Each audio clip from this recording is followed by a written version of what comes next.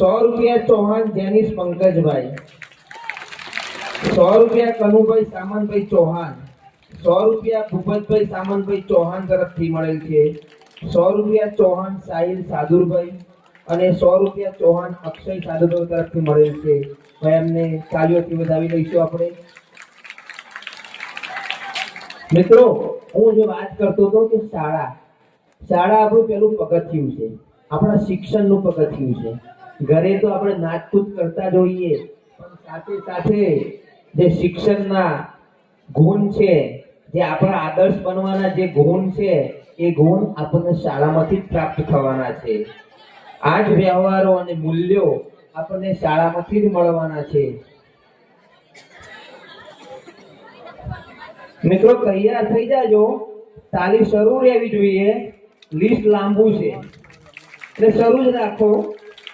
₹501 શિવ શક્તિ મહિલા મંડળ. જો પહેલી વાર મહિલા મંડળ તરફથી કંઈક દાન આપણા બાળકોને પ્રોત્સાહિત કરવા મળ્યું છે, એટલે જોરદાર તાલીઓથી શિવ શક્તિ મહિલા મંડળને વધાવી લઈએ. ₹101 અશ્વિનભાઈ જાદવભાઈ મકવાના, ₹100 કૃષ્ણાબેન હરેશભાઈ સોલંકી. મિત્રો, 201 ભરતભાઈ નરસિંહભાઈ મકવાના, ₹201 ₹101 પૂનાભાઈ નારણભાઈ ચૌહાણ, ₹101 પ્રવીણભાઈ રાઘવભાઈ વાડીવાળા, ₹101 બંસી કલ્પેશભાઈ મકવાના, ₹101 ભાવેશ રાઘવભાઈ. મિત્રો, કીધું તો તાળી બંધ ન થવી જોઈએ, તાળી બંધ ન થવી જોઈએ. ₹101 મહેક ઘનશ્યામભાઈ મકવાના, ₹100 જયદીપભાઈ પ્રવીણભાઈ સોલંકી, ₹100 ત્રિષાબેન કૌશિકભાઈ મકવાના, ₹100 જાદવભાઈ જીવાભાઈ મકવાના, ₹100 કેશવભાઈ ધરમસિંહભાઈ મકવાના, ₹201 જીયાન સંજયભાઈ ચૌહાણ. મિત્રો, ₹100 રામ ભરોસે, ₹50 મહેશભાઈ સાદુરભાઈ મકવાના, ₹101 હિંમતભાઈ નારણભાઈ બારોટ તરફથી, ₹251 ગંભીરભાઈ વીરાભાઈ ભમ્મર ગેડાડા, જેમના બાળકો આપણી શાળામાં ભણી રહ્યા છે. ભાઈ મિત્રો, ₹200 હરેશભાઈ બાલાભાઈ ચૌહાણ અને ₹1000 જબરાભાઈ અર્જનભાઈ ભાદરકા તરફથી આપણને મળેલ છે. એમને ખૂબ ખૂબ તાળીઓથી વધાવી લઈએ. હજુ લિસ્ટ લાંબુ છે મિત્રો. ₹101 પરબતભાઈ નાનુભાઈ મકવાના, ₹200 ચૌહાણ દેવસીભાઈ કાળાભાઈ, ₹100 ભીંગાભાઈ અર્જનભાઈ ભાદરકા, ₹100 અનિલભાઈ લાખાભાઈ મકવાના અને ₹100 જાદવભાઈ જીવાભાઈ મકવાના. મિત્રો, તમે આ જે આપો છો ને, એ આપણા બાળકોને પ્રોત્સાહિત થવાનું છે. એટલા માટે અમે તમને બધાને તાળીઓથી ખૂબ ખૂબ વધાવી લઈએ મિત્રોને.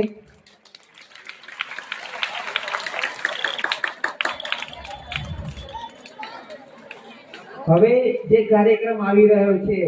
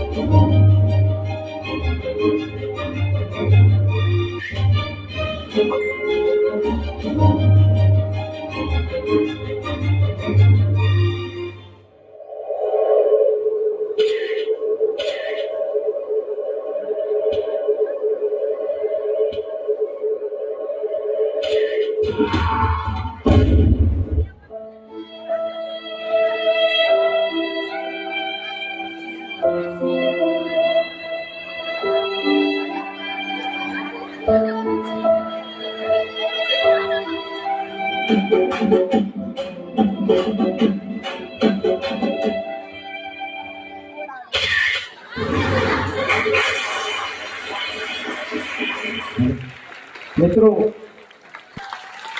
તાલીનો ભડકડાટ ઓછો ના થવો જોઈએ મિત્રો. 200 રૂપિયા દીપકભાઈ ધનજીભાઈ ચાવડા દ્વારા, 100 રૂપિયા ભગીરથભાઈ, 100 રૂપિયા ભગીરથભાઈ અશોકભાઈ સોલંકી, 101 રૂપિયા વિમાનભાઈ ભાવેશભાઈ ચૌહાણ અને 201 રૂપિયા આટાભાઈ લાખાભાઈ ભાદરકા, 101 રૂપિયા મુન્નાભાઈ ઠાકરસિંહભાઈ શિયાળ, 101 રૂપિયા કમુભાઈ ભૂપતભાઈ શિયાળ અને 101 રૂપિયા બુધાભાઈ લાદાભાઈ સોલંકી. આ બધા જ મિત્રોને આપણે તાળીઓથી વધાવી લઈશું. શું ના કરી શકે એ આપણે સારી રીતે જાણીએ છીએ, છતાંય આ ગામનું અન્ન પાણી ખાધેલા છે એટલે એટલું તો કહેવું જ પડે મારે કે જરૂર હોય ને તો જ મોબાઈલનો ઉપયોગ કરો મિત્રો. છેલ્લે ગૂગલની અંદર તમે સર્ચ મારજો કે સૌથી વધુ ભારત દેશના લોકો મોબાઈલની પાછળ સમય બગાડે છે. શું બગાડે છે? બરાબર અવાજ ન આવ્યો એટલે આપણા જીવનના દિવસો ઓછા કરીએ છીએ મિત્રો. મોબાઈલ આપણને બે પ્રકારની વસ્તુ આપે છે, જ્ઞાન પણ આપે છે અને અજ્ઞાન પણ આપે છે. લેવું ના લેવું આપણી મરજી. મિત્રો, થોડા દિવસ પહેલાની એક વાત કરું, ખરેખર વિચારે જેવી છે. જે આ વાલી બેઠા છે, વાલી ગણ બેઠા છે, એમને ખબર હોવી જોઈએ કે મને સ્થળનું યાદ નથી, પણ એ લગભગ 20 થી 21 વર્ષનો યુવાન હતો. એના પપ્પા સોની હતા. આ કિસ્સો રાજસ્થાનનો છે, લગભગ 10 થી 15 દિવસનો જ બનેલો કિસ્સો છે. તો આખો દિવસ એ મોબાઈલની અંદર ગેમ રમતો. ગેમનું નામ તો મને નથી ખબર, લગભગ પબજી કે એવું કંઈક આવે છે. તો ગેમની અંદર કંઈક લેવલ આવતા હોય, એ લેવલની અંદર એવું લેવલ આવ્યું કે એના કોકનો, એટલે કે ગમે તે કોઈનું મૃત્યુ કરવાનું કે ખૂન કરવાનો. એને એટલો બધો મોબાઈલ ગેમની અંદર ઓતપ્રોત હતો કે એને પોતાના પિતાને માતા બંનેનું કુહાડીથી ગરમ જ મારી નાખ્યા. તમે વિચારો મિત્રો, અમારે કહેવાનો મતલબ એ છે કે મોબાઈલ હું ન કરે. આ સત્ય હકીકત છે. 10 દિવસ પહેલાનું પેપર જોજો, છાપો વાંચજો, એમાં આવેલો કિસ્સો હું તમને કહી રહ્યો છું. મોબાઈલ માટે એટલા માટે વધારે પડતું કહેવું પડે છે કે કદાચ અમે ગામમાં આટો મારવા નીકળ્યા હોય, બાળકોને પૂછતા હોય, તો અમને એક જ વસ્તુ જાણવા મળે અથવા જોવા મળે. આપણા બાપા સીતારામની મંદિર છે ને ડેરી, ને આપણા મસ્ત મજાના મિત્રો બેઠા જ હોય, પોરો જ ખાતા હોય નકરો. એટલે ભાઈ, અત્યારે પોરો ખાયો તો છેલ્લા લાકડી હાથમાં નહીં આવે. આપડા 80 વર્ષના થાય ને ત્યારે કહે આપડા કોક હશે કે બાપા એ વખતે શું કર્યું તમે? તો બાપા કહે બેટા મોબાઈલ લઈને બેઠો તો મંદિરે. એટલે એવું ના થાય મિત્રો. સમયનો સદુપયોગ કરો. મોબાઈલ બે પ્રકારના કામ આપે છે આપણને, એટલે એમાંથી આપણે જ્ઞાન મેળવવાનું છે. તમે જોયું આ માઇન્ડમાં, તમને બધું જ જણાવ્યું કે ભાઈએ પોતાની શૌચ ક્રિયા કરવા માટે પણ મોબાઈલ, સમજો દૈનિક ક્રિયા, મોબાઈલ વગર જીવન ચાલતું જ નથી. કદાચ સવારે તમે જાગો ને ખાટલામાંથી, તો પહેલા ભગવાનનું નામ યાદ નથી આવતું, સીધો મોબાઈલ લઈને નાખીને ખોલીને જોઈ લઈએ વોટ્સએપમાં કોઈ આવ્યું, વોટ્સએપમાં કોઈ મેસેજ આવ્યો. એટલે ભાઈ આવશે, આવું હોય તો આવશે, જાહે તો નહીં અંદરથી. પણ આપણે સમયનો સદુપયોગ કરવાનો છે.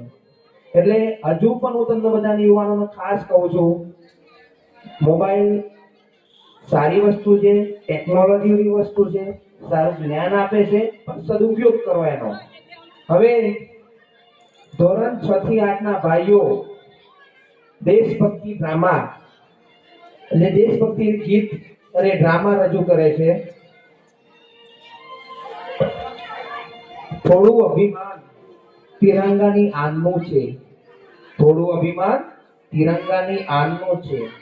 થોડું અભિમાન તિરંગાની શાનનું છે. અમે લહેરાવીશું દરેક સ્થાને આ તિરંગો. મિત્રો, અમે લહેરાવીશું દરેક સ્થાને આ તિરંગો. નશો આ હિન્દુસ્તાનની શાનનો છે.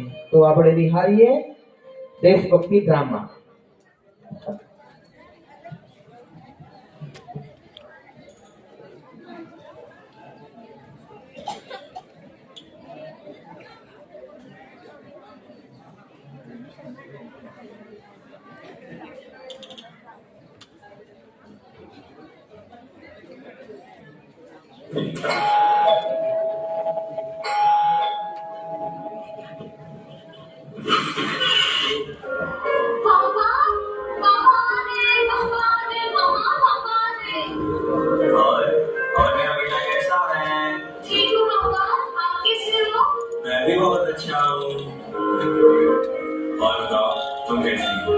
मैं ठीक हूँ, आप कैसे हो? बहुत अच्छा। पापा पैर दे दो। और बेटा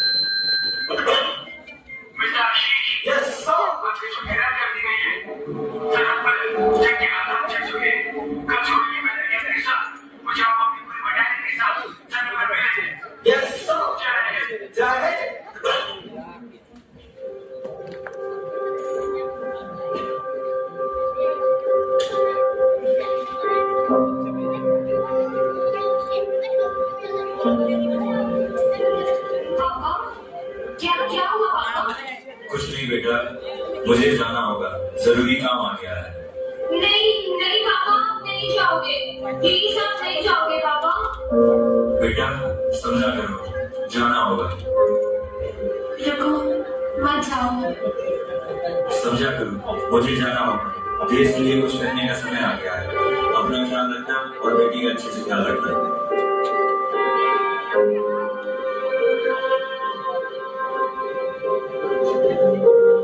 नहीं पापा नहीं, मम्मा पापा नहीं जा रहे, नहीं जा रहे ना पापा। पापा प्लीज।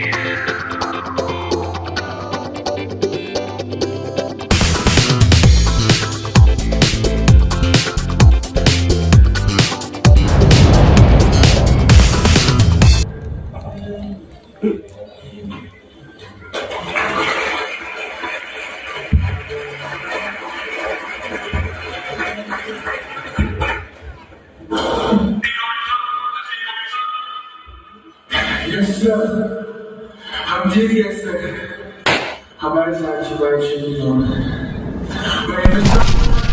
हमारा हिंदुस्तान जीडीएस है। अब हिंदुस्तान में 40 साल शायद कुछ बात ले रहा है। हम जीडीएस में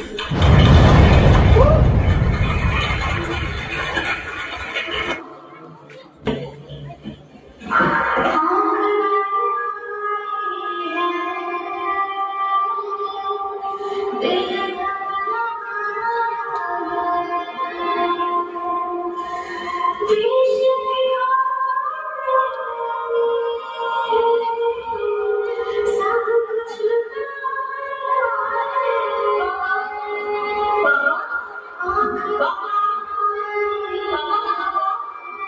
अंकल अंकल पापा कहाँ है पापा है अंकल अंकल बोलो ना पापा कहाँ है अंकल आप चलो पापा कहाँ है अंकल कहाँ है पापा पापा अंकल बता नहीं रहे पापा कहाँ है अंकल से पूछो ना पापा कहाँ है मामा मामा